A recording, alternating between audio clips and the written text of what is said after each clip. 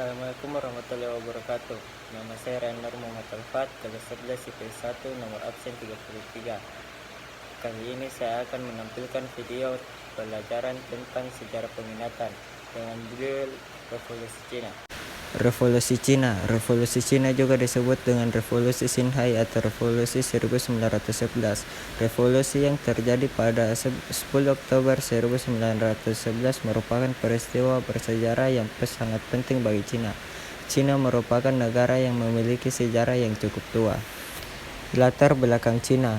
Ketidakmampuan dinasti Qing dalam menangani berbagai peristiwa-peristiwa seperti pemberontakan Boxer di utara Cina, Perang Cina-Jepang pertama, dan Perang Rusia-Jepang di Manchuria tahun 1904, menjadikan upaya gerakan revolusi Cina menemukan momentumnya.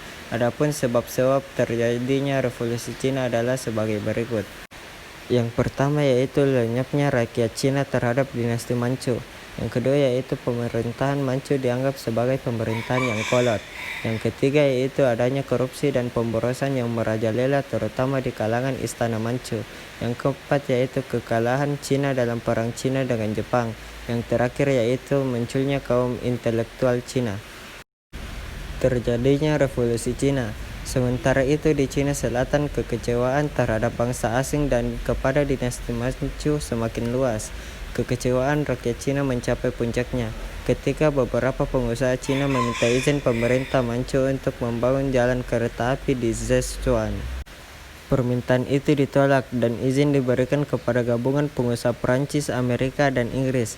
Rakyat Tiongkok pun marah. Pada tanggal 10 bulan 10 tahun 1911 atau biasa disebut Double Tin Day, meletuslah revolusi di Wuchang atau Wuchang Day yang dipimpin oleh Dr. Sun Yat-sen. Ia memproklamasikan Republik Tiongkok yang hanya meliputi Cina Selatan dengan ibu kota di Kanton.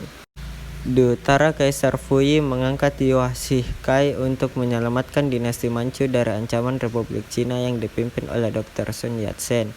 Akan tetapi, Yuan Shikai malah berbalik arah dan berunding dengan Dr. Sun Yat-sen. Dalam perundingan itu, Yuan Shikai menyatakan bahwa ia bersedia melenyapkan dinasti Manchu dan membentuk satu negara Cina, asalkan ia yang ditunjuk sebagai presidennya.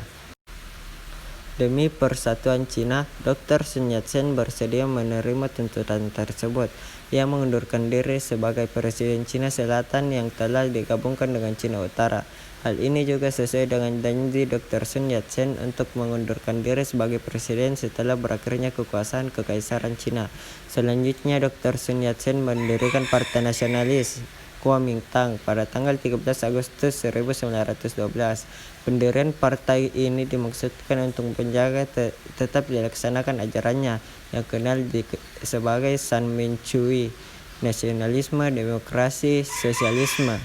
San Minchui adalah sebuah politik filsafat yang dikembangkan oleh Sun Yat-sen sebagai bagian dari filosofi untuk membuat Cina yang bebas, makmur, dan kuat.